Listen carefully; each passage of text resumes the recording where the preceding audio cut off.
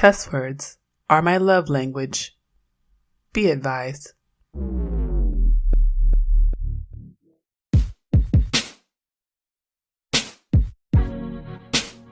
Hey y'all, I'm Jenn.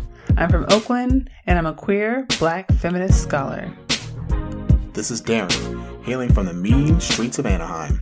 I'm an introvert, a novelist, and a nerd. We're early 30-somethings with 3 kids and over a decade of marriage. This is a podcast about the realities of blackness and adult life. We do adult differently. This is That Black Couple.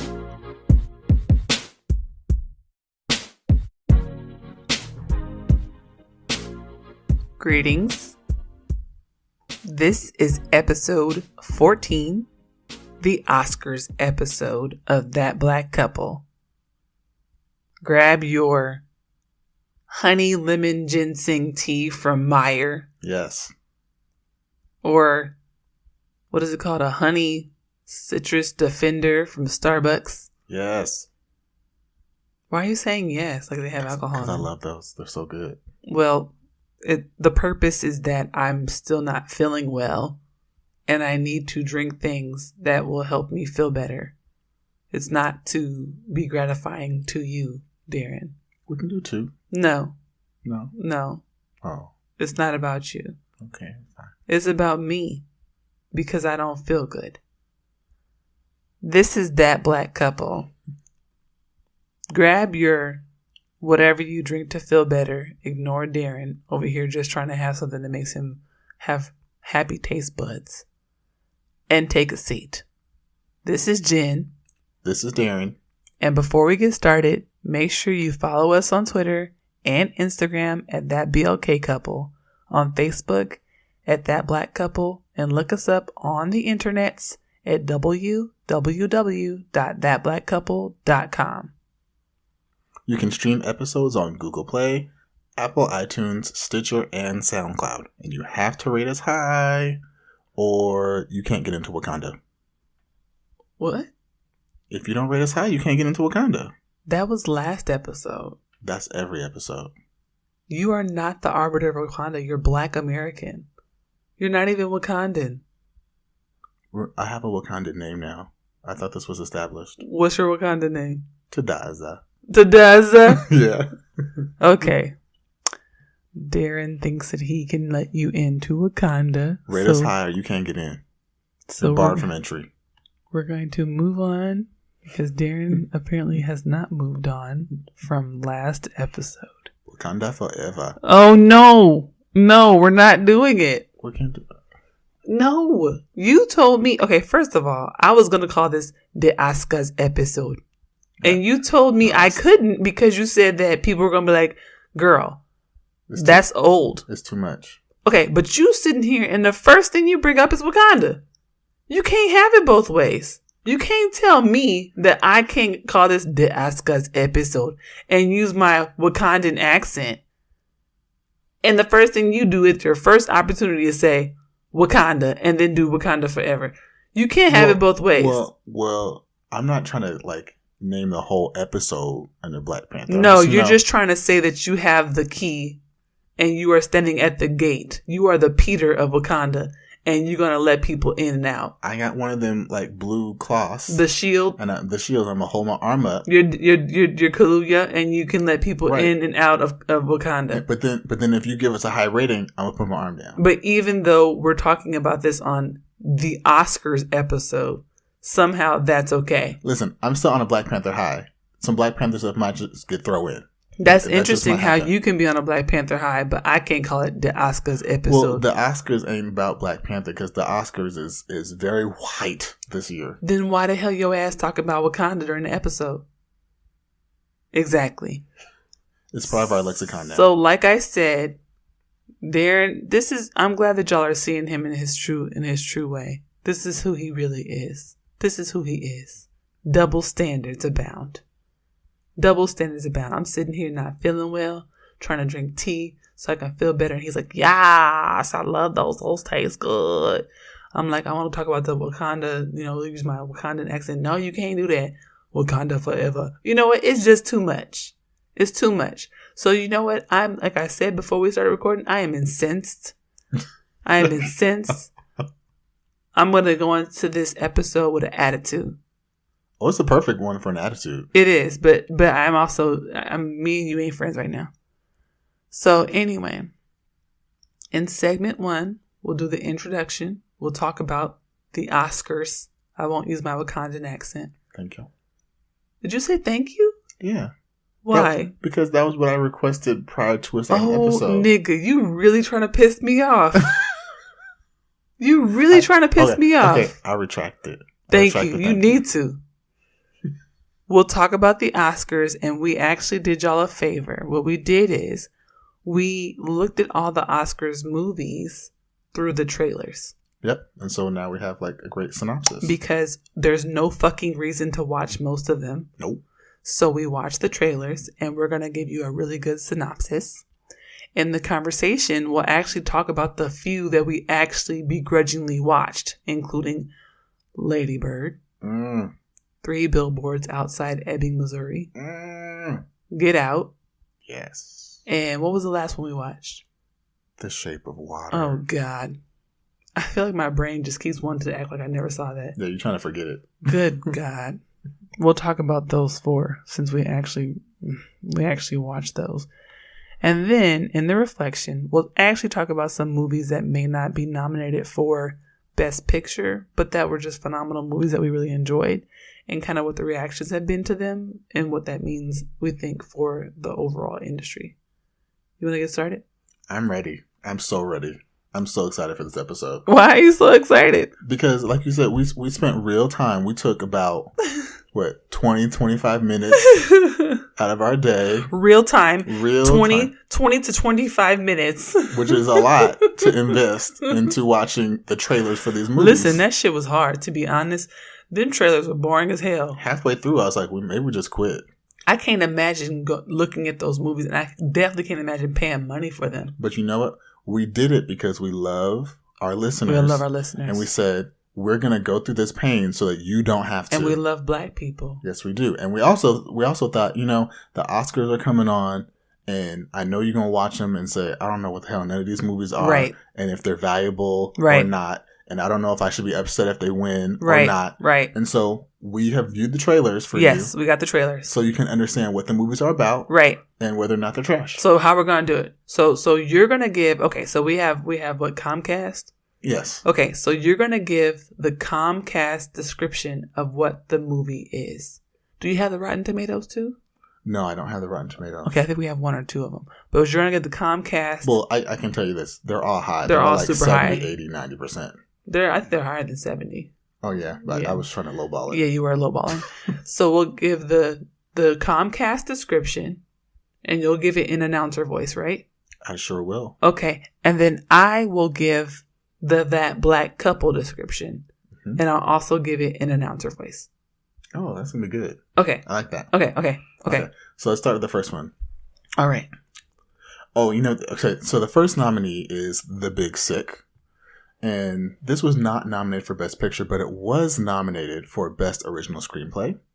And here comes the description.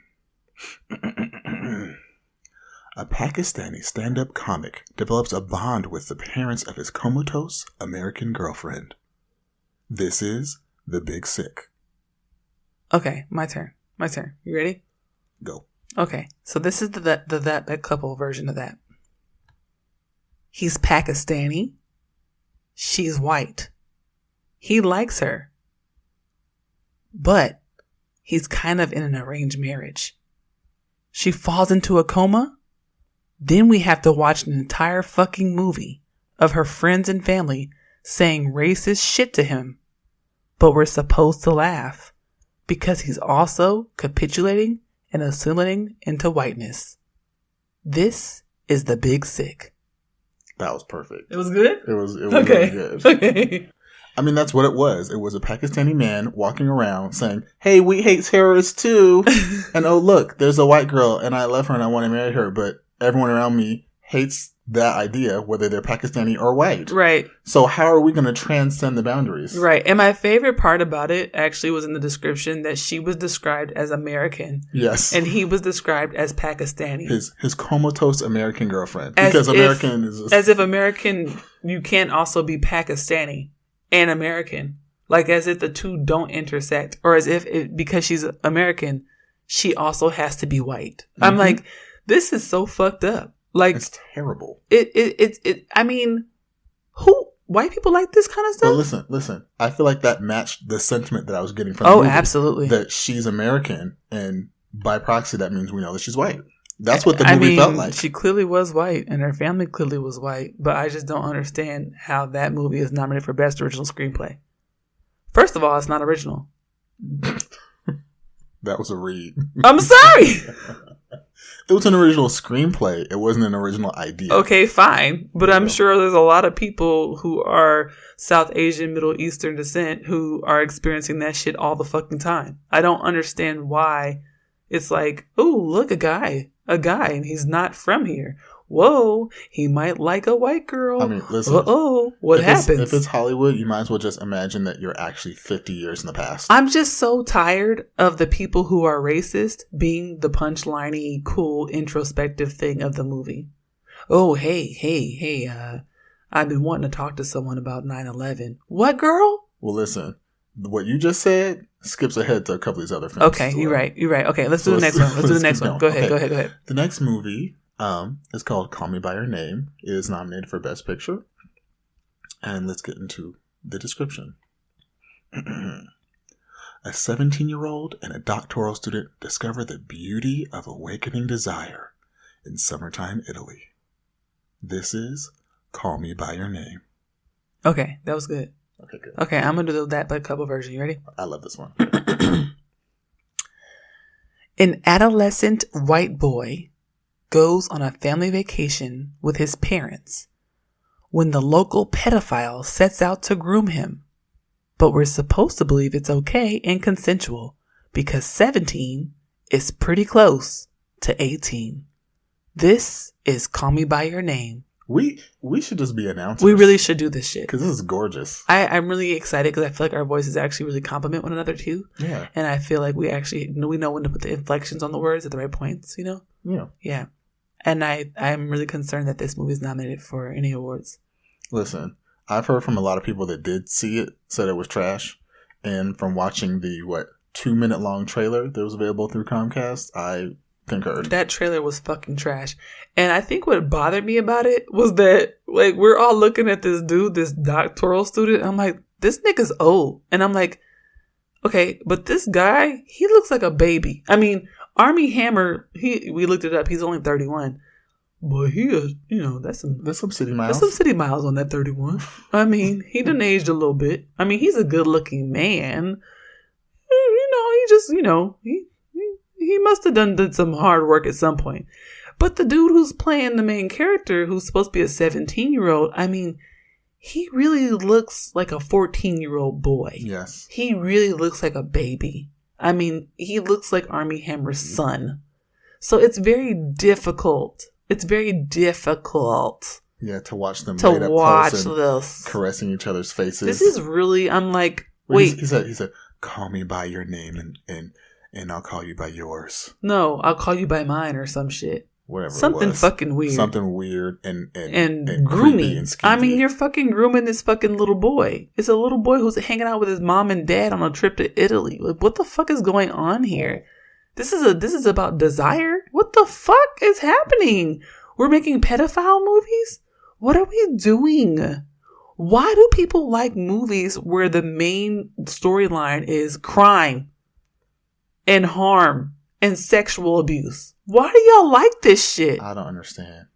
Why is it like, look, okay, sexual abuse is bad, but look how interesting it is. No, bitch, it's sexual abuse.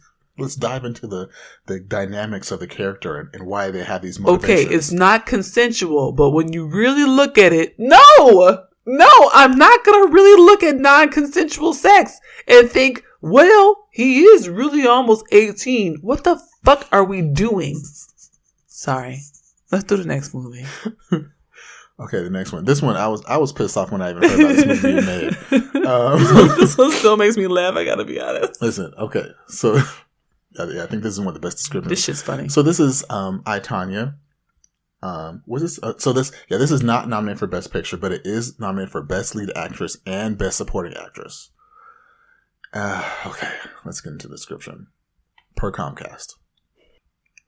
Scandal and controversy rocks the world of figure skater Tonya Harding in 1994. See, that's a nice, real simple, basic. Yeah. You know. Okay, I'm gonna give mine. You ready? Accurate, right? Yeah. Okay. Here's that black couple version. Bitches be crazy. And how the fuck is this not addressing what happened in Nancy Kerrigan? This is I, Tonya. I think that was really more accurate. That was really accurate. Like, how the fuck are we making an entire movie that's like, oh, Tonya Harding is complex? I don't give a fuck if Tonya Harding is complex. Y'all fucking took away Nancy Kerrigan's opportunity to compete in the fucking Olympics. Why are we trying to sympathize with the person who is integral to harming someone else? That person? Why are we like, oh, you know what? Let's find the humanity in her. I don't wanna. No, thank you. We don't need to redeem her. Okay, after we do all this, we're going to have to talk about some themes that have arisen out of this year. Out of this year's, movies that they have selected. Yeah, I know. Because I think that there's some main themes that have emerged. I think they're trying to tell us something. Okay, do the next one. Okay, the next one is Dunkirk. Which, yeah, I mean, there's some serious things going on in these very specific themes. Gosh, okay. Here's the description.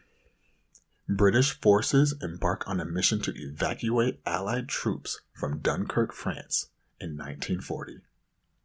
This is Dunkirk. That was good. Thank you. Okay, here's mine. Here's that couple. Well, this is actually my favorite description. This is my favorite. Is it really? Description. I think out of all of the ones that we did, this is the best one. Okay, here we go.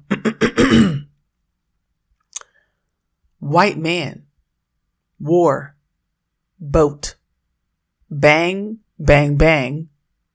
Plane. Explosion. White man. Plane. Bang, bang, bang. This is Dunkirk. Oh, bravo. Thank you. I try. I don't know what the fuck this movie is about. That is the best description. Oh my god! It's a bunch of white people on boats and planes. And things exploding. Not people. I'm sorry. Yeah, men. White men. Oh wait, there was one woman, and she was serving them food on the boat. What was she doing? She was pouring porridge into a bowl or something. Oh, okay. No, I think they were eating pizza. It did look like pizza. But y'all niggas got pizza.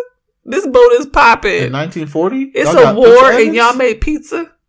It looked like pizza, but all I'm saying is this. The movie literally is like a whole bunch of very dramatic looking white men. One of them is particularly young. He says, I want to go fight. And then they're like, no. But then nobody actually makes him not go. Then he goes. And then you're like, whoa, he's going to go. And then you go like, whoa, something blew up. But I don't know what it is or how to tell either of the sides apart from each other because everything is brown and green. And then they get there and you're like, I think they're there, but I can't tell because once again, it's just water and then brown and green planes and boats. And then things start blowing up and then people are shooting. And then someone's in a plane and then they're a pilot. And then there are people there again. And then they're talking and they seem kind of upset. And then things blow up and then it's over. And then it says, Dunkirk. What the fuck? There's no storyline. There's no story. And I think they're saying, we don't need a story. We don't need a story. Dunkirk. Okay, what in the entire? Let's do the next one. Okay. This movie was so weird. Okay. This movie is called Phantom Thread, and it stars Daniel Day-Lewis. And I know a lot of people in the Hollywood elite were talking about it because Daniel Day-Lewis said, "This is my last movie. I'm retiring after this." And so I guess that means something. I don't know anybody named Daniel Day-Lewis, but I do know Lincoln. Yeah, Lincoln. His name is Lincoln. Yeah. Yeah. Lincoln said, "I'm done." Lincoln said he don't want to act no more after I do this movie. So Abraham Lincoln's no longer acting. But let's hear what his final movie, like what he went out on. Okay, go ahead. Okay. So here's the description. A renowned dressmaker meets a strong-willed woman who becomes his muse and lover in 1950s London. This is Phantom Thread. Wow. You hit that baritone note on that one. I know, and it sounds so like mysterious, right? Yeah. Okay, you ready for mine? Yeah, let's do it. Okay, this is the That Big Couple version. I am a white man with a lot of money who makes dresses, but I'm lonely. So I buy human women to wear clothes and accompany me to parties.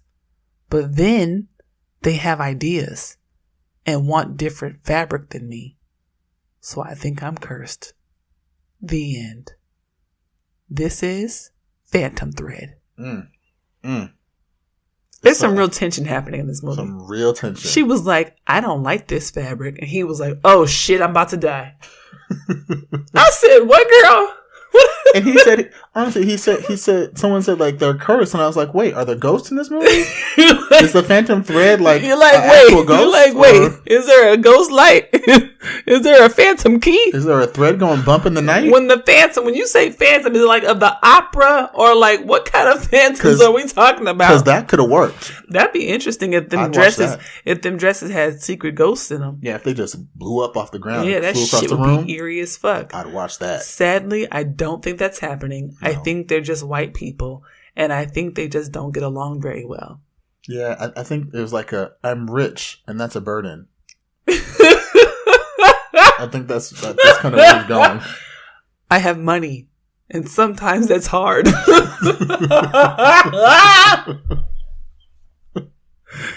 got this money, and this bitch won't do what I want her to do. But I have the money, though. But I have the money. I don't understand. If I have this money, why won't this bitch just cooperate? How can this be? How can this be? Phantom Thread. Phantom Thread. There you go. Okay, we got two more. Okay. This one, we almost didn't watch the trailer for this. We had to like fight ourselves and say we're devoted to the cause. This was agonizing. This was the worst 2 minutes of my life. My God. Okay, this movie is called Darkest Hour. Here's the description.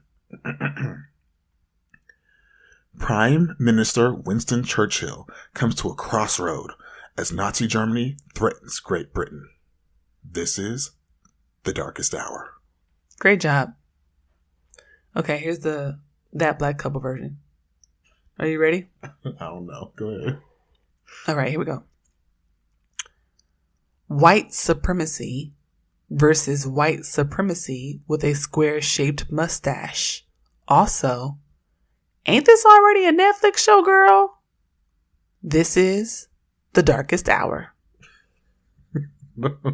Did I get it? I had to try really hard not to laugh at that one. I don't understand why we're making something else about Winston Churchill. Why is everyone obsessed with this man? He's clearly not attractive because everyone who's played him is not really good looking, and they're all hunched over and they look like eggs. But you know what it is? Is Hollywood people are obsessed with dressing themselves up and putting makeup on to make themselves look ugly. Okay, what's this dude's name? Gary Oldman? Yeah, Gary Oldman. I'm so sorry. I'm so sorry. Whenever I see him, I just see his character from Fifth Element. With that little hair on With top the little hair and that little plastic thing when he was like mad. Give me the stones! Yes. That's all I see is him looking for them fucking stones, and Chris Tucker and Bruce Willis not letting Mila Jovovich not letting him get the damn stones from Fifth Element. That's all I fucking see. So it's really hard for me. Like, he had all that stuff on. I'm like, you are not Winston Churchill. You are Gary Oldman, and you are looking for them stones. And I might actually need to watch it just so I can look at it and still see him being himself from Fifth Element. Don't do it. No, but I'm saying if I watch it and imagine him still being himself from Fifth Element, it might make it enjoyable. If in my mind he's just saying the stones and not the Nazis, if I replace Nazi with stones the whole movie, it might actually make it a phenomenal movie. If they dubbed it, that'd be even better. The problem is, when I hear his voice, that's all I hear anyway. So it doesn't actually matter. I don't care what Gary Oldman does for the rest of his own life. He will always be his character from Fifth Element. That's it. Just like Urkel will always be Urkel. That's it. That's it. Sorry. Okay. Final movie. Okay. This is The Post. Here's the description. Katharine Graham and Ben Bradley of the Washington Post work together to expose government secrets. This is The Post. I feel like it needs a dun dun dun at the end. That would work. And I feel like the trailer had that vibe to it. The whole trailer, I was like, it was like a soap opera. It's like, whoa. You know? Okay, sorry, it's my turn. Are you ready? Go ahead. This is the That Black Couple version. Meryl Streep and Tom Hanks work at a newspaper. And gender. Also, if they don't write this one story about Vietnam, the world will spontaneously combust. This is The Post. So accurate. I know. The whole preview was like, but if we don't do this, the Washington Post will disappear. But if we don't do this, the galaxy will disappear. But if we don't do this, we're already dead. It's like, wait, so are we here now or no? I'm confused. Well, they must have done it. The whole time I was like, okay, good. At least I know how this ends because I'm still alive. I'm alive. So they must have wrote this one story about Vietnam because the way they write this whole damn trailer, our asses would be dead. It would be over. Thank you, Meryl Streep and Tom Hanks.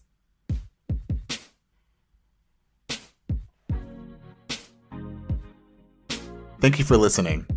We are the proud founders of watercoolerconvos.com, a platform at the intersections of blackness, culture, and adulting. We started That Black Couple to dive deeper into the issues facing young black millennial folks navigating the anti-black, anti-queer, white supremacist world today. This podcast is supported by donations and patronage of our listeners and readers of our blog. You should head over there and check out some of the content when you get a chance.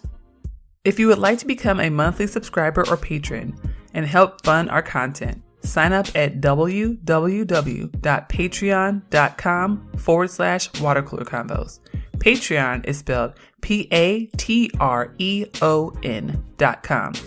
Please consider giving $5 or $10 per month to help us build our platform and grow our organization. We really want to hire new writers and social media people, y'all, but we can't do that without your help. You can also give a one-time donation at www.paypal.me/watercoolerconvos. All donations are welcome. You can stream the show on Google Play, Apple iTunes, Stitcher, and SoundCloud. When you listen, please consider hitting that heart button, sharing an episode, giving us a 5-star rating, and leaving some dope-ass comments. This helps us with our page views and also gives us more listeners for the show. Thank you so much. Let's get back to the show. Okay, and we're back. We're back. So it's time to talk about some more of these Oscar-nominated films. Mm-hmm. And so what we're going to get into now is we're going to talk about these Best Picture nominees, which honestly, when I look at the field, it looks real trashy. Oh my gosh. So what's nominated is Dunkirk, Phantom Thread, Darkest Hour, 3 Billboards Outside Ebbing, Missouri, Shape of Water, Call Me by Your Name, Lady Bird, Get Out, and The Post. Right. And so the ones that we actually saw were Shape of Water, 3 Billboards, Lady Bird, and Get Out. Right. So we saw like half of them. And honestly, these are like the movies that have been called the front runners. These are the ones people are like, okay, these are the best movies. One of these is going to win. Some of these have already won some other awards. Yeah. You know, in the run up to the Oscars, which makes you think maybe they're going to win this one too. Yeah. But I think we should give our take. Okay, we should give our review. All right. And then after that, we can talk about some of the themes that we absolutely. I'm ready. Let's do it. The first one was The Shape of Water. Mm-hmm. Now, this one I was actually excited to see. Like, I was like, let's run out to the theater and see this because everyone said it was so good and it looked really cool and different. And, you know, Octavia Spencer was in it, right? So, you know, she's usually in good movies. I enjoyed the movie. I know you did. I was there. And I enjoyed it because I appreciate the cinematic effort that was put into it and the storytelling that they were aiming for. Like, I understood the storytelling devices. I understood what each person was supposed to symbolize. I understood there was an arc to the story. Things happened. There was action. There were things changing. There was like, oh, will they, won't they? Like, are they actually going to do that? And then they actually did, you know. Now, a lot of this stuff didn't make no sense. They were doing a lot of stuff with water, which Made no damn sense. Listen, like I know you can't run the tub and fill up a whole room with water and like that. Yeah, the physics. It's called physics. The physics don't work for that. Water don't work like that. It's not a gelatin. And I know your big sticking point. No, you don't. I'll tell them. I'll tell the people. But listen, here's what was good about The Shape of Water. Go ahead. It was a gorgeous movie. It was beautiful. It was a very beautiful movie. Yes. The acting was very good. Yes. I can't remember the main actress's name right now. The mom from Paddington. Yes, the mom from Paddington did a wonderful job. She killed that shit. She was mute. But her acting, like she was doing some sign language and she was when she told him "fuck you," I was like, "Damn, I feel it." I said, "She means that shit." Right, she really meant it. Yes, but she also did it with a smile. It was real shady, right? So she did a really great job as a mute actress in the film, right? Yeah. Octavia was, the same character she is in every movie. She was Octavia. Again. This could have been Hidden Figures. This could have been Zorg was Zorg. This could have been what's the other movie? Not Hunger Games, not Maze Runner. The Help. Oh, could have been The Help. No, the other one with the which one? With Shailene Woodley. Oh shit! I don't watch none of them things. Them aspirants. Yeah. Fentyrants. Ascendants. Insurgent. Whatever. Whichever one of those, it's the same. Octavia Straight to Videourgents. She was, and the same thing like Straight to Netflixurgents. The shade. Just like when Octavia Spencer was in that movie where she was playing God. Yeah, I was gonna say that one. It's the same thing. She got on flowy clothes and she talking and she has the same. And dialogue. She always cleaning something up. I'm sorry. I'm so sorry. She's always cleaning something up. She's always cleaning something up. I mean, damn. I hope when Octavia Spencer goes home, she don't clean up shit. I hope she's like, someone else is cleaning. For the rest of her life, she needs to hire white people to clean up behind her. Because in every movie, they make her clean up on the set. I mean, damn. In The Shape of Water, she had to clean up blood and all type of fingers and toes. Wow, she I'm not doing it up. It's not happening.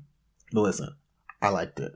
Okay. I thought it was good. I know the fish thing is weird, but it worked and within the bounds of the film, it worked. It had meaning. It symbolized something. Did it now? Yes. Now you go. I'm done. My turn. Okay. So, I was with it for a while. I was invested. I liked the main character. I was like, she is a boss. I liked the neighbor. He was queer. I liked everything that was happening. I was with it. I was totally with it. Until she fucked a fish. I'm so sorry. I cannot.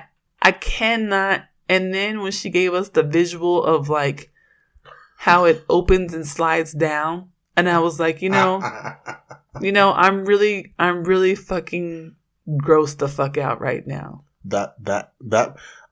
Her having sex with the fish didn't bother me so much, but when she described his anatomy and how it popped out. No, all of it bothered me. From a pout, I was like, okay. When she's laying down on him like he's soft, I'm like, bitch, he has scales. When she's sitting at the table, like eating with this nigga, like he didn't just hop across the floor and eat a cat. I can't, okay? I cannot. I'm sorry. Like he was feasting on. He was eating some cat, and I can't. I'm sorry. Like I don't know. I could not get past that part. I know that I was supposed to be able to. But if you hopping around like that, and you start eating my neighbor's cat, I'm not fucking you. The whole point of the movie was to ask the question, how do we decide what is worthy of life? How do we decide what is I'll tell you this. And what is not? How do we decide he's worthy of life. That thing is worthy of life, but I'm not fucking it. I'm just saying, like, I'm not going to have intimate relations with the thing that ate my neighbor's cat. It was an intelligent being. It was very intelligent. It had healing powers. Yeah, but that does not mean I need to lay up in the bed with it. Well, listen, but if it had healing powers, you don't know that sex could have been like next level, like transcendent, like seriously literal mind blowing. My other issue with this is, how do we know it's consensual if this thing is hopping around the floor eating a cat and it can't speak to her? It beckoned to her. Okay. It did. I'm about to throw up. You saw it. He was in the tub. And then don't say it again. Don't make me relive this. And he stood up like... Yes. Let's go. Okay, so next time. Okay, so when a dolphin beckons to me, it was a vibe. So if a dolphin beckons to me, then it's perfectly fine, right? When that dolphin just leans up a little bit and looks over at me. Listen, they had an understanding. Oh. She couldn't talk, but they could look each other in the eye, and they knew. And she could sign to him, and so she I taught need to go to him the words. zoo and see if anybody can sign to me or beckons to me, and then I can fuck them. I mean, what? I don't understand. I'm just trying to understand the logic. I just don't, like, you laughing because you can't figure out, I mean, where's the lie? I'm sorry. It's nasty. He was scaly. At one point, he was ashy scaly because he didn't have enough liquid or salt in his diet or some shit. I don't know. Listen, it's hard enough to be in a relationship with human people who need, like, normal coconut oil and shea butter. I can't sit here and deal with nobody who needs iodizations and all types of levels of pure sea salt and all these balances of what type of, like, sedimentary needs and shit. Like, what you need, nickel and iron and minerals and shit. I can't do that. Like, do you eat chicken? I don't know. You eat the cat? Like, what do you eat? Like, no, girl. I'm not doing it. I'm not doing. He didn't even have 5 hands. He didn't even have 5 fingers. Child. She was like, let me make you some boiled eggs. And he's like, ooh, I like these boiled eggs. Yeah, and who knows if one day they're going to kill him. I mean, he's from the fucking water. They don't have chickens in the water. This is not fucking Jessica Simpson. Ain't no tuna chicken of the sea. You know, like, come on now. Like, I'm sorry. He needed to be back in the water. And then at the very end, this is my thing that bothers me. At the very end, she dies. And then he brings her back to life and gives her gills. And I'm like, well, that's fucked up. I'm sorry, my ass don't want to be swimming around in no fucking water. It was symbolic. Daren, do you know how dirty the water is in this country and all over the world? It's dirty as hell. Do you know how dirty our water is? They say that in New Jersey, the water is gray and has froth on top. And I'm sitting there like, you just turned this girl into a fish? Listen. Now she's surely gonna die. Every year, and it's coming up now because when we're coming into March, every year in Chicago, for St. Patrick's Day, they dye the water green. They dye the water green. Child. I mean, you just gave her a death sentence. You would have been better to turn yourself into more humanish and make her back to normal human. Like I said, it was symbolic because she had her throat cut, and so I she totally couldn't talk. Understand the symbolism. And so he turned what was a damage and a disability into something great. Listen, and wonderful. But what and I'm saying is, I get the symbolism, but I'm practical as fuck, and I'm like, wait. So now you're going to go swim to Brazil or some shit? Where y'all going to live that's not going to be a place that's going to have all types of plastic and dirt floating in the water? He lived in South America. And his ass got caught up. I think they're just going to swim back to where... Yeah, they're just going to swim on back. And she's going to be a human woman just swimming in the water. And ain't nobody going to notice her. She got gills now. She's normal girl from the Bronx. Just swimming with her heels on and her little pencil skirt. And her little bonnet. He could give her some fins. Yeah, that'll really help her blend in. Yeah, like, what are you talking about? She's a human person.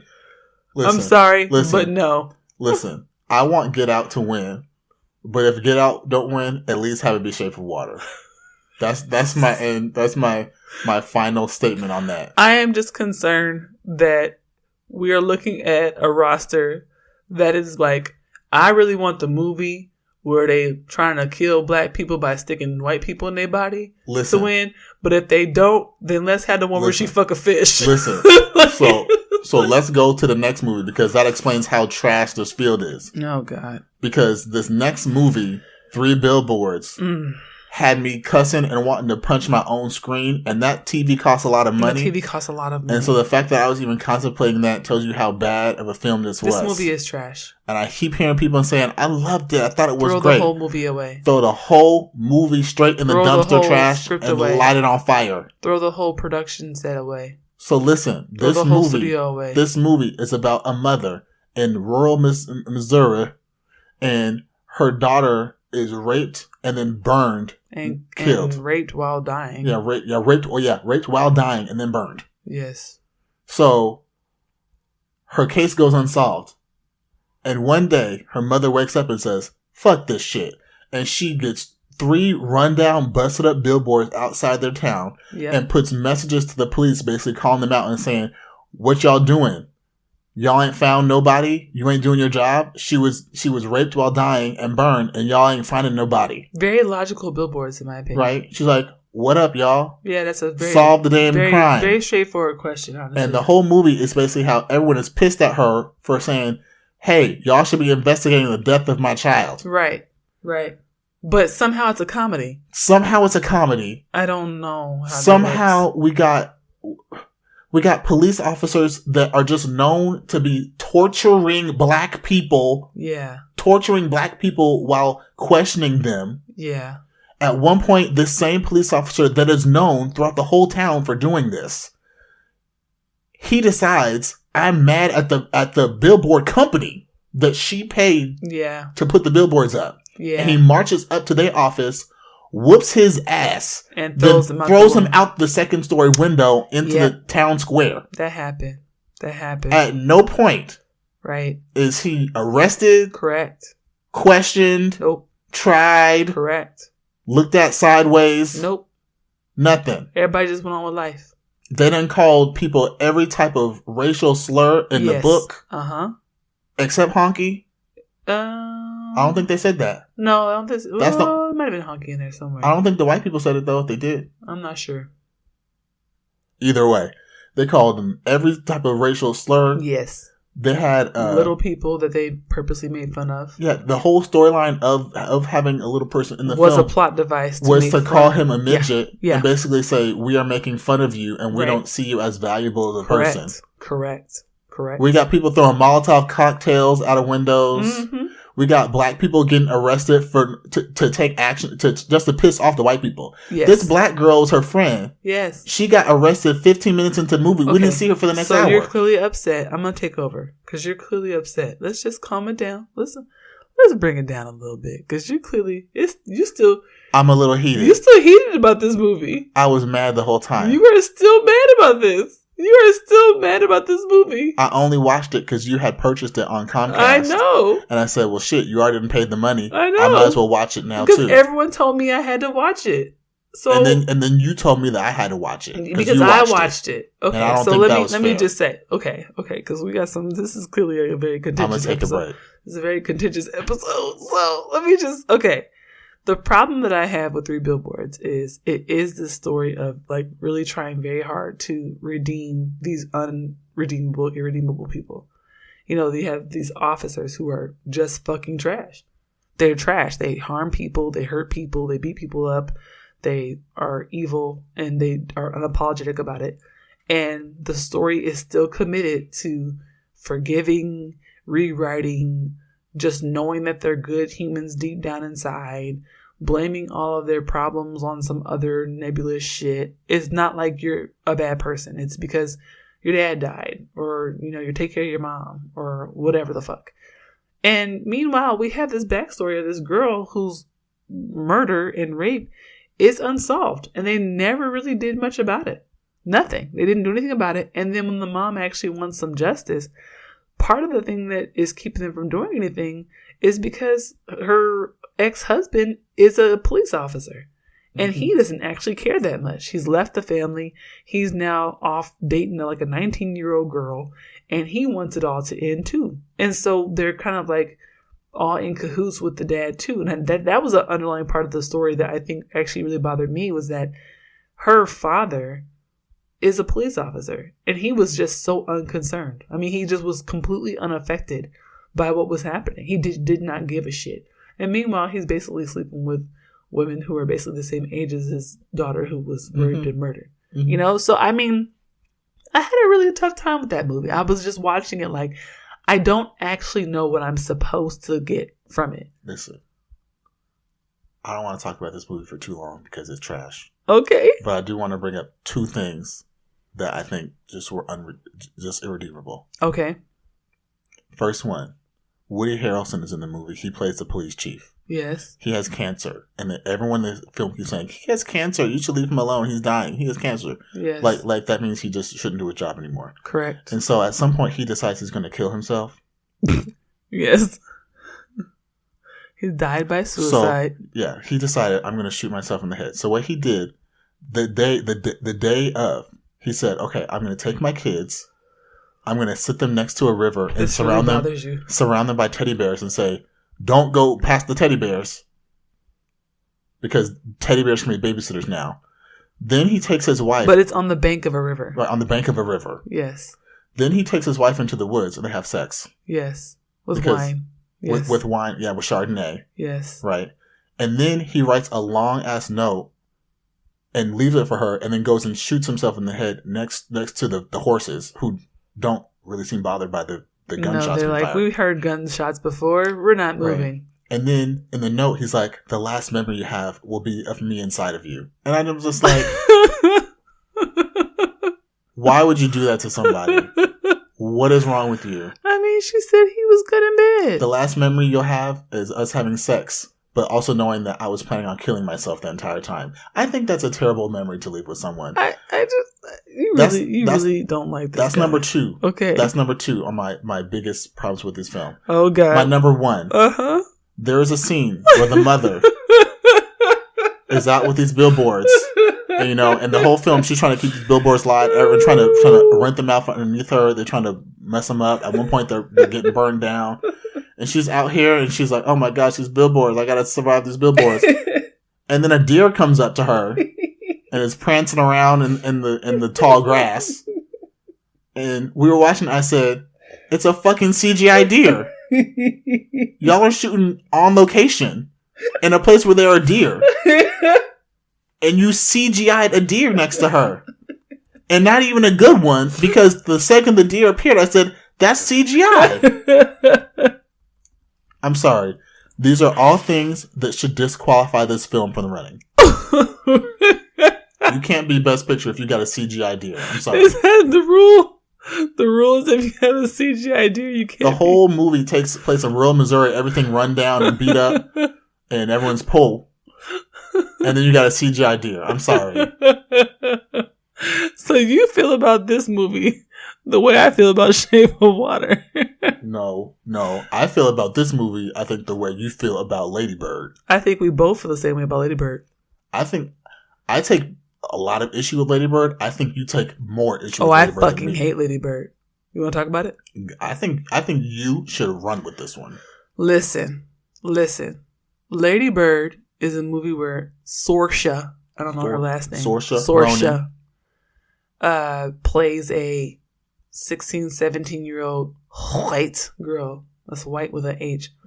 White girl from Sacramento, California, who lives on the wrong side of the tracks. It's the side of the tracks where the houses are only one story. You still have 2 parents, and you still have a car, and you still have money, and you still have food, and you still can live, and you're still middle fucking class. But your house is smaller, and your room is not as big. So, life is hard. And you have to shop at a thrift store sometimes. And sometimes you go to the thrift store.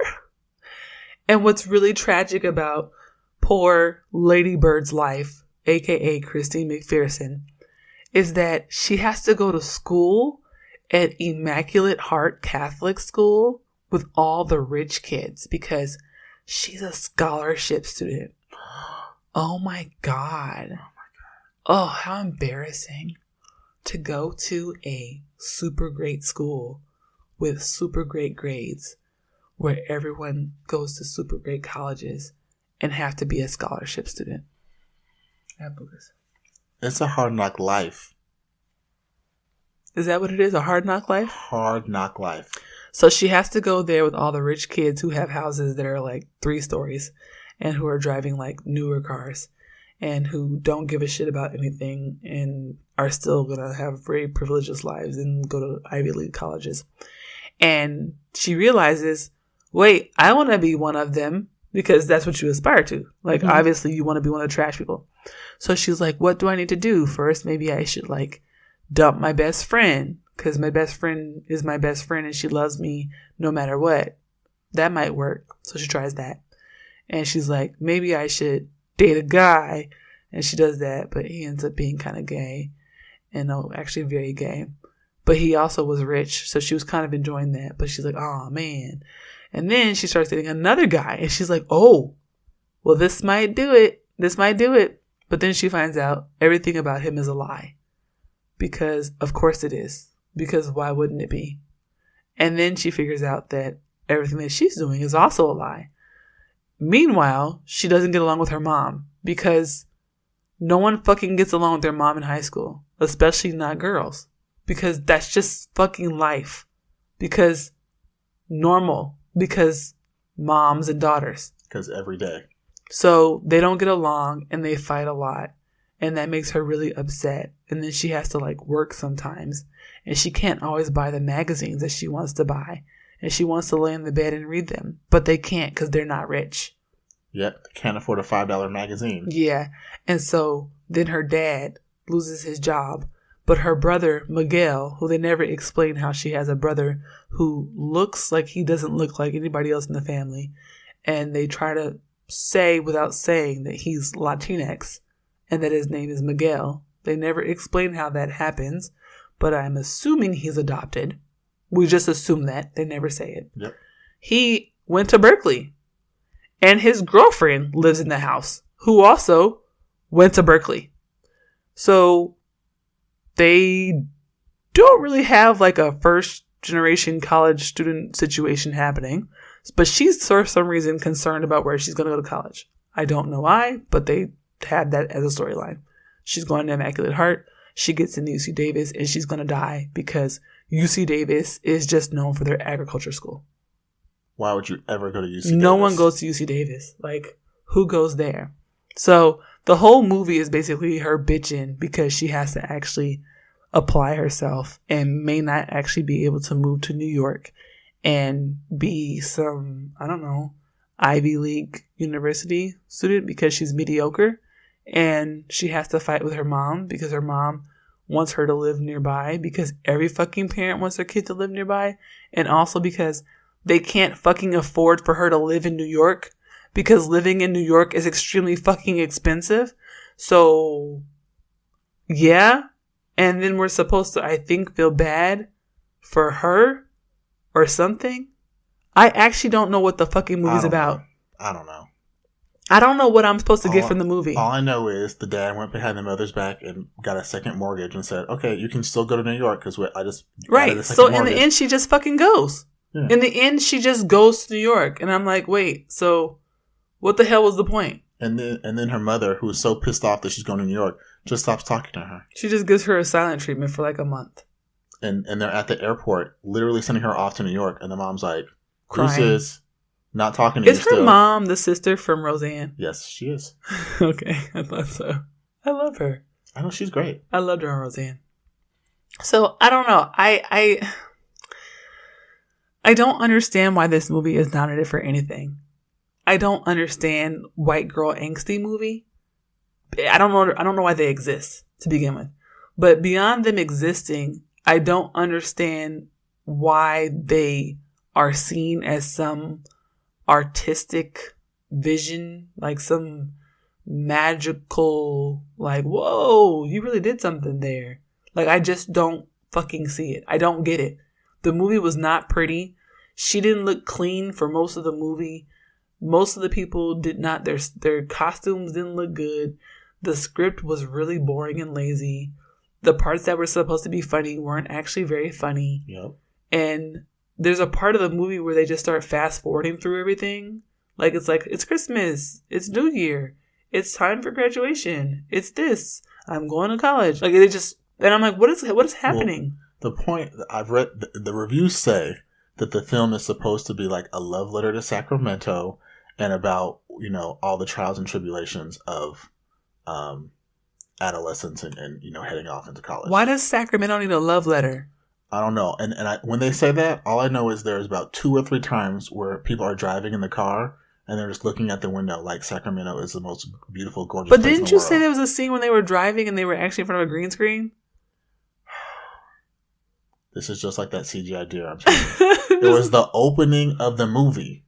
They were driving on a street and there's like no cars and no buildings. And I'm looking out the windows because, I think about how they used to make TV shows where they couldn't do anything like on site. So they had to like be innovative about it. Like when they did like silent films and black and white films. Yeah. And what they would do is they would put a car next to a screen and they would project Yeah. on the screen as if it was someone driving. And Yeah. so you would see the motion on the screen, That was even very though the innovative car in the 70s. was not moving. Right. Really great thinking. When you're Yeah. like, okay, I can't actually drive and like have the film. So let me Yes. just make it seem that way. And they did that in the very opening of the movie. And that happened. And I said, I know this is about to be a shit show.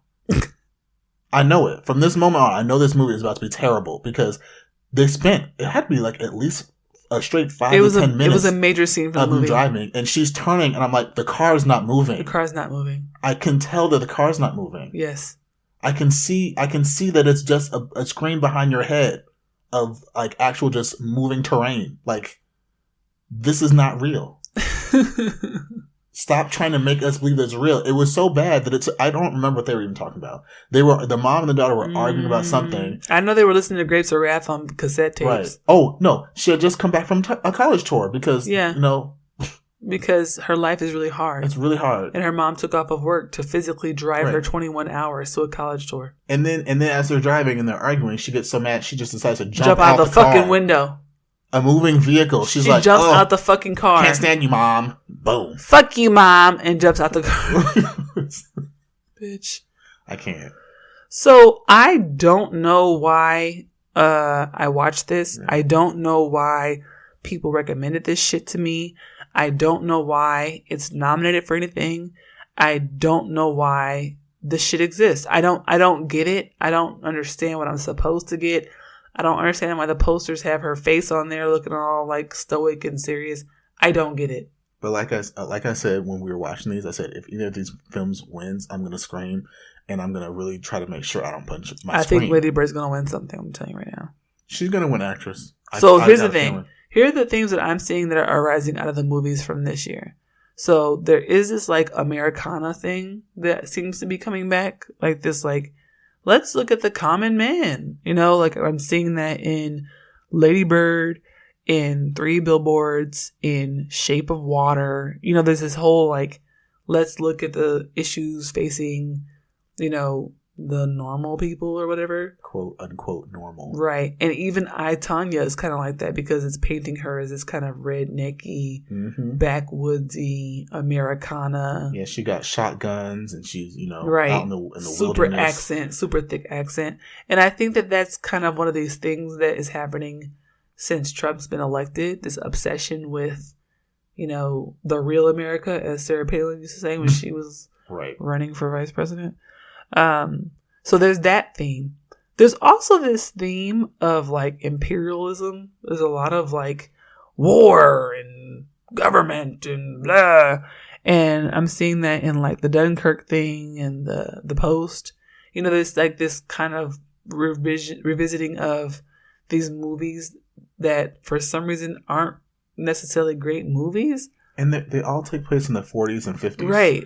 Like, we really want to go back to, like, when the Nazis were around and they were trying to take over the world. Why? Why do we need to keep looking at this period? It's been done. And just like you said with The Darkest Hour, it's like... Why? We just watched that same exact period in time... On The Crown on Netflix. The Crown is popping, okay? Netflix got this down. Netflix is popping. We already have our Winston Churchill. It's John Lithgow on The Crown. Watch it on Netflix. That shit is popping. We don't need a Darkest Hour movie. No, we've done this already. I just don't understand why why white people keep looking back in history at other white people and like, this is the story we need to tell. Like, come on. Like, there's no more stories. There's no other stories. How many? It's a world war, and we're in planes and on boats shooting Good things. Lord. Do we need to see? The Nazis are coming. Yes, do we need to film every battle? We from know. Every war? We know the fucking Nazis are coming. Jesus. How many times we have to do this?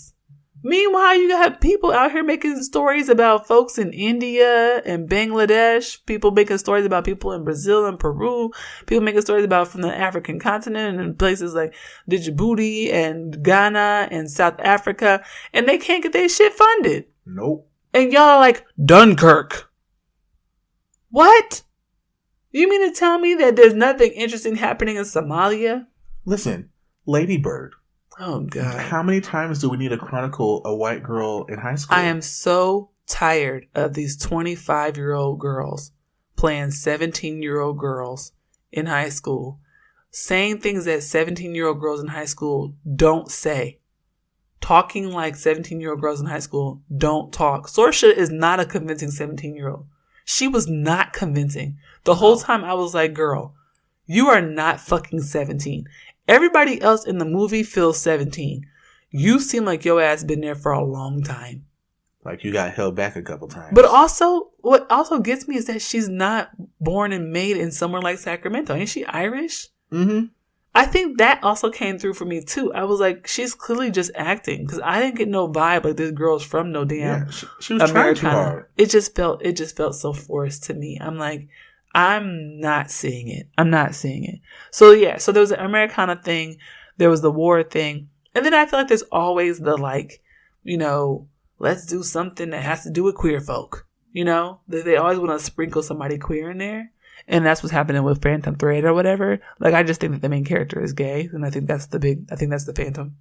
I mean, that's just me writing the story. I mean, I ain't seen the movie. That's the Phantom. The Phantom's hiding in the closet. The Phantom is, I'm actually gay. But I feel like whenever they, you know, there's the Phantom Thread and there's Call Me By Your Name. And I feel like whenever they gravitate toward these stories that feature queer people, they're often like male-centered, male-oriented queer folk. And it's always white people. It's always fucking white people. And then they always gotta sprinkle some other shit on top. So like, it's like, oh, we queer, but is it bad because it's kind of like pedophile? Yes, the fuck is bad. Okay. And it doesn't need to be a fucking movie. Why are we making this a fucking movie? Why are you funding this? Or like a few years ago, it's like, what was that Dallas Buyers Club? Yep. You know, it's like, it's queer, but we're also talking about drugs and we're low-key talking about trans people, but not really because none of these people are actually fucking trans, but Jared Leto is pretending really badly to be trans, and we're also talking about drugs and AIDS, so sprinkle that on top and give it an award. You know, it's just so fucking lazy. You know, Brokeback Mountain is like, we're gay, but we gotta sneak out to a mountain and herd sheep to be gay. Whoop, whoop. It's like, come on. But then Lady Bird is like, I'm just a white girl in Sacramento. And you're like, whoa. Like, it just really bothers me that to be queer and be nominated for something, you've gotta have some type of extra, like, jazz it up. You gotta have a cherry on top. It's like when they talk about black people and they're like, I want you to blacken up the role. Blacken up. Give me something. Give me some oomph. Give me some pizzazz. And it's like, put some stank on it. I'm just fucking black or I'm just fucking queer. Like, queer people can just walk the fuck around and not be Jared Leto in Dallas Buyers Club. Queer people can be walking around and not be fucking Gyllenhaal and Ledger in Brokeback fucking Mountain. Queer people can walk around and not be Tom Hanks from Philadelphia. Queer people can walk the fuck around and not be white men who are burdened by the world of being fucking gay, who have to also turn to whatever the fuck other substances or other fucking life issues or whatever the fuck you need for your plot devices, and can just be people. I just don't understand why this has to keep happening. Why do we keep doing this? And also, newsflash. Because wasn't it The Kids Are All Right? Didn't people love that movie too? Oh my God, that movie. Oh my Where God, they finally had a lesbian queer couple, but then the whole story is like, but she wants some dick. I'm like, fuck you. Good Lord. Oh God, this problematic ass movie. I'm just so tired. You know what? I'm tired too. But in the next segment, we're going to talk about the stuff that we did like. Okay. And there were some good movies in the past year. And we're going to hit on them. Okay. Let's do it. Like what you hear? You can find my mom and dad, aka That Black Couple, on the web at thatblackcouple.com.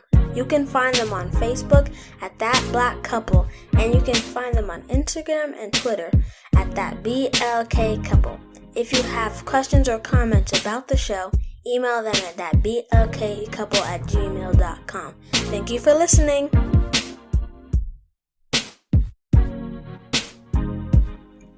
And we're back.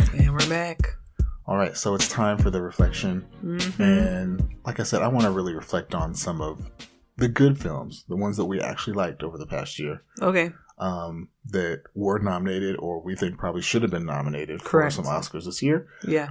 The first one I want to say is Get Out, which, yes. I mean, the movie was just a masterpiece. It was just a masterwork. I mean, it came really out of left field. No one really even saw it coming. And right. then we all went to the movie to see it, and it was just outstanding. It was just a brilliant film on so many levels. It was entertaining. It had a lot of symbolism. The writing was sharp. The cinematography was on. The acting was lit. The acting was, perfect. It was such a well done film from top to bottom. But what's so funny is, I know going into this Oscar season, a lot of the, Academy, the people that actually vote for who wins the Oscars, came out and really just said, I'm not even going to watch the movie. Like they were already just anti the movie before even seeing it. Yeah, to the point of they just weren't even see it. You do realize that there's black people in it.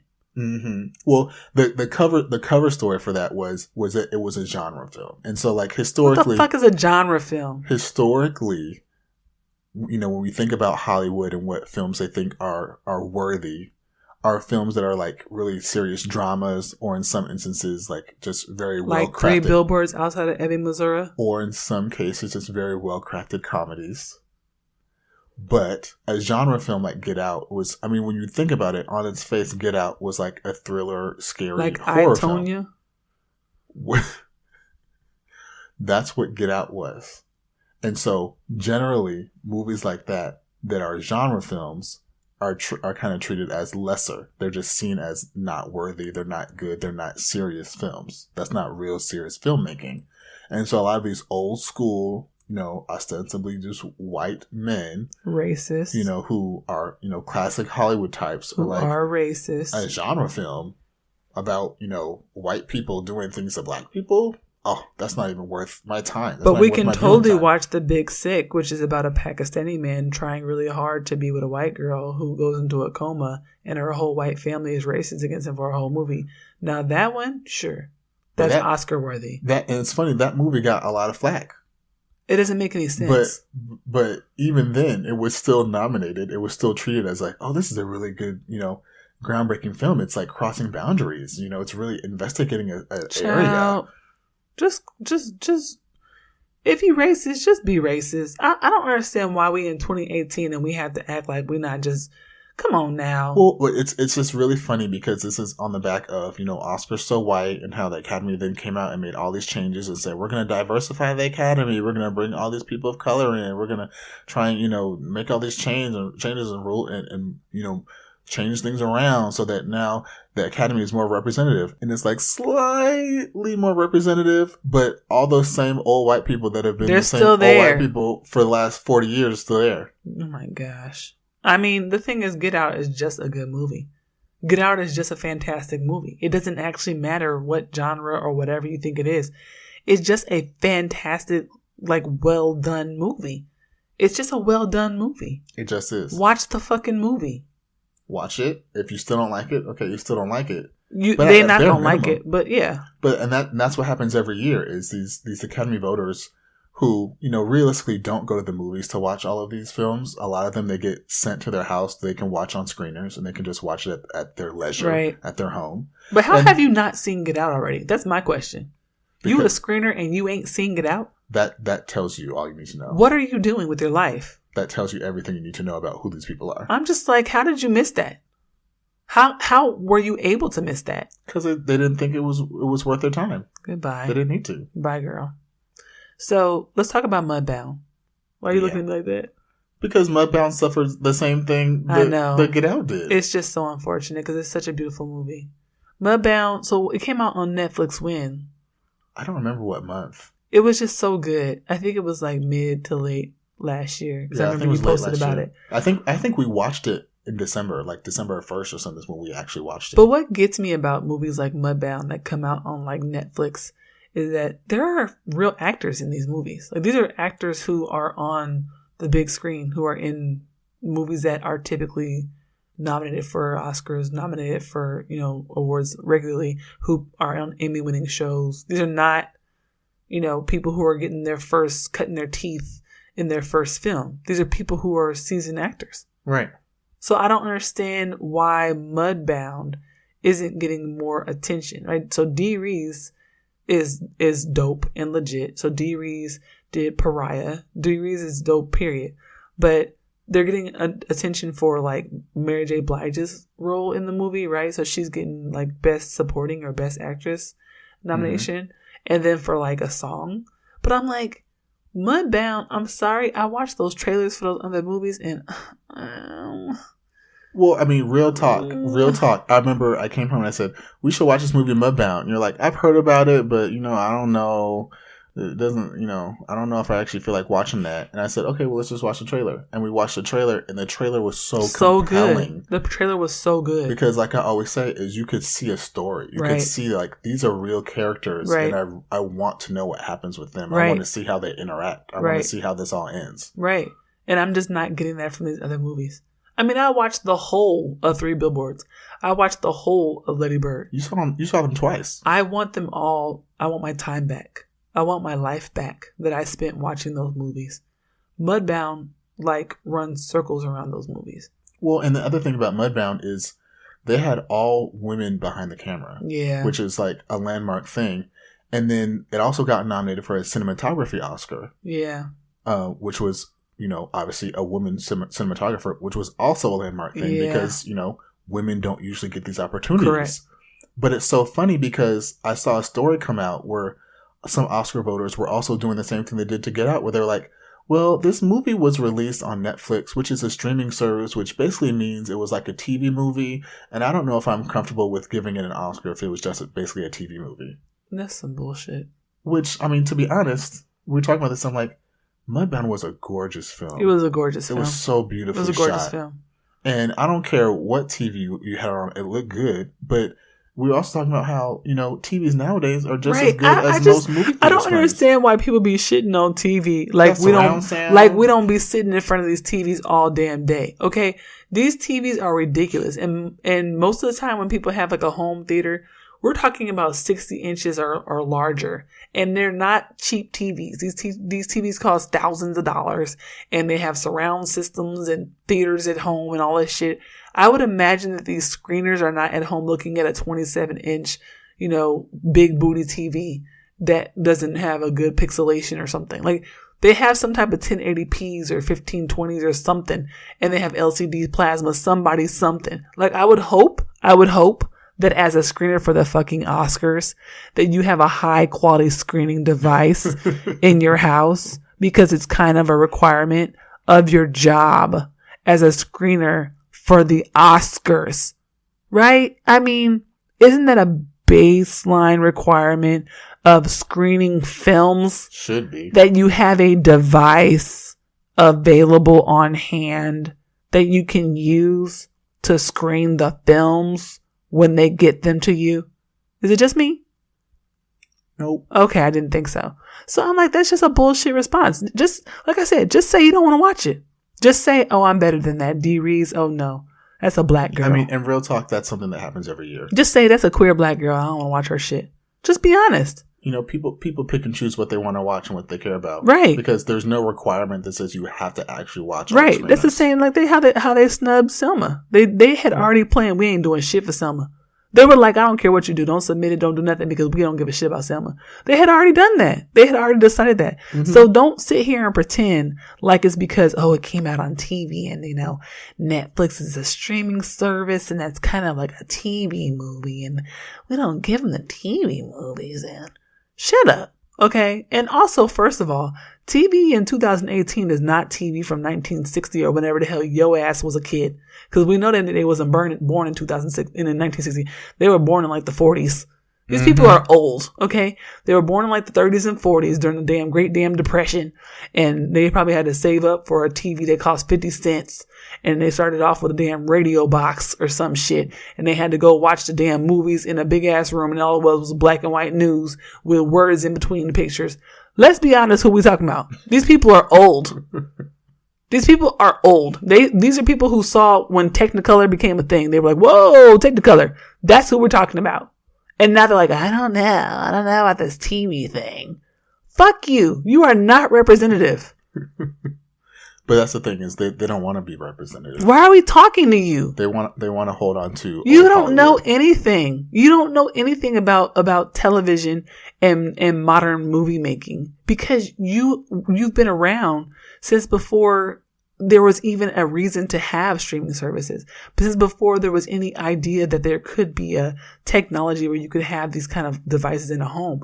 So you don't understand why you would use those devices to deliver these movies and films to different audiences. We do that now because not everybody's going to go to a movie theater because varying public audiences are not going to go sit in a movie theater and pay $10 or whatever it is to go see these movies. And I mean, we could talk about this forever, but the other thing I was thinking about too is that what's so great about streaming services like Netflix and Amazon now is there are films that would not have even been greenlit, would not have had an outlet without these services that are like, oh, I see value in this film. I'm going to make it. And then it gets made and you're like, oh my gosh, it's so amazing.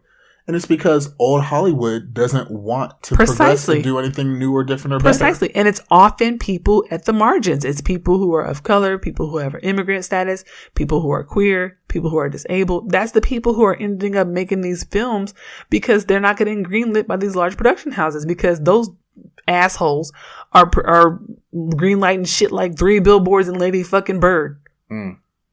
Child. Anyway, let's move on. Okay, yeah, we got one more. Okay, let's move to the movie that I probably is like my favorite movie from last year. We watched this like just today, and I was like sobbing. Multiple times. Like sobbing. I don't think I've seen a movie this good in a while. I don't think I've watched anything that made me feel like this in a long time. So we watched Step, and we got it on Netflix because I wanted to see it. And I'm actually really sad that I didn't go to the movies and pay for it when it came out. Like, I'm really sad that we didn't go to the movies. And I also am upset because we just watched Lady Bird. And so watching Lady Bird and then watching Step is a very difficult thing to do. So Step is about, young black girls in Baltimore who go to a charter school and they're working on trying to get to college and trying to, get out of their parents' homes and things like that. But they also are trying to make sure they have food to eat and that they're safe. And it's filmed around the same time that Freddie Gray was, killed in police custody. And so there's this like contention of like Black Lives Matter happening and protests happening. And then also this kind of push of how do we get from adolescence to adulthood in this kind of contentious moment? And so it's like watching these young girls try to figure out how to navigate all of that and go to college after watching Lady Bird's annoying ass. Like, I want to be a popular girl and I want to have sex and I'm white and I need to drive a car and I live in Sacramento and go to New York. And then watching these young girls who are like, I don't have any fucking food to eat. It's enraging. And I think also like watching Step, it's so close to my experience in trying to get to college and having to do that by myself, being first generation and people around me not knowing how to even do that, not knowing what a FAFSA was, not knowing how to even help me navigate that process, just being completely like, I really can't help you. Or being homeless at one point and not really having a lot of guidance or direction and having to rely on school counselors and other, extracurricular programs to help me get that stuff done. And so I think that might be why I have so much anger toward Lady Bird, because she had everything that she needed and still was a fucking mediocre asshole who didn't appreciate any of it. Exactly. I mean, she had a mother who was mean, but she was mean because she actually gave a shit about her. Like she was present. Yeah, it wasn't like I'm just a mean mom and I hit you or I just kick you out because I don't like you. It was like I'm trying to actually help you and protect you and make you a better human being. Right. She's actually trying to help her. I want to be present in your life. Right. Right. And Lady Bird's just mediocre and trash. Like she's just mediocre and trash. And her mother still loves her even in her mediocre trash assedness. So I think Step was actually, I was shocked to find that Step wasn't nominated for anything. Like not for like best documentary or anything.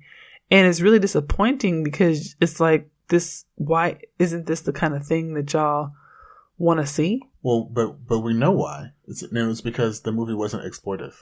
Yeah. Like it chronicled these children's lives. Yeah. At a really tough, pivotal moment, just like in Lady Bird, where you're making that transition from high school into college and how do I get into college? Will I get into college? Which college will I get into? Will I get into one that I want? Will I be able to afford it? What are my options, right? So there's all these things happening while they also have to manage actually closing out high school. There's family relationships going on. And they're trying to figure out, like, the one girl, bless him, is like, we don't have any food in the house right now. Right. Like, my grades are not looking good. I'm trying to get into college. I have all these dreams. I don't know how I'm going to hit them. And I'm really stressed right now because there's no food in the house and my 6-year-old nephew's hungry. Right. And I feel like this is wrong, but this is my reality. Right. And so I feel like the characters in Step were also dealing with a lot of adult, struggles. Very much so. In ways that someone like Lady Bird didn't have to. Right. But these struggles were not portrayed in a way to be like, ooh, look at how sad this is, or look at how hard it is to go. It was more like, this is just the reality. That's their lives.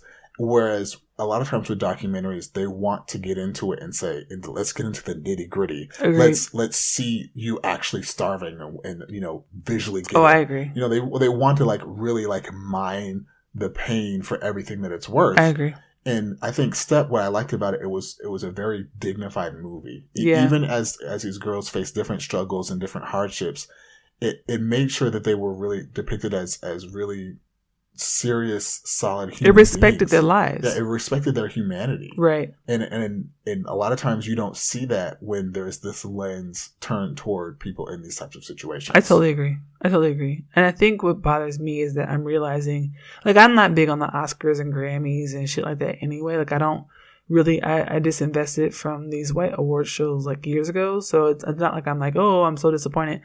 But I am very, I think, perplexed because what we're seeing is that we're seeing a lot of people of color, a lot of white women of color, folks at the margins, queer people, folks from all different kind of backgrounds producing films. And the volume of films that they're producing is increasing. And the popularity of those films is increasing. And the visibility of those people who are creating those films is increasing. So now we have a situation where there's a Coogler, a DuVernay, a Peele, a Dee Rees, a Lena Waithe. We have all these people simultaneously. Whereas before it was Tim Story, Robert Townsend. The end. The Wayans? Not really. That was it. I mean, there was not this thing that we have right now. And so I'm very, I guess, kind of disappointed, I think is the word, because it's not now. It used to be that they would say oh, we just need more people. We just need more people to produce more stuff. And we need better, we need better opportunities, and we just need to open the door and blah, blah, blah. Okay. So we got more people and we got more stuff. We got better opportunities and some doors have been opened. And, so still waiting. Don't hold your breath. Right. I think that's my problem. Is I'm realizing that it really doesn't matter. It really doesn't matter because the goal here is not merit. The goal here is not to reward people of color, folks at the margins, women for their work. The goal here is to protect and perpetuate a status quo. And that status quo is still whiteness. Thank y'all for listening. Before you go, make sure you follow us on Twitter and Instagram at @ThatBLKCouple, on Facebook at @ThatBlackCouple, and look us up on the internets at www.thatblackcouple.com. Bye!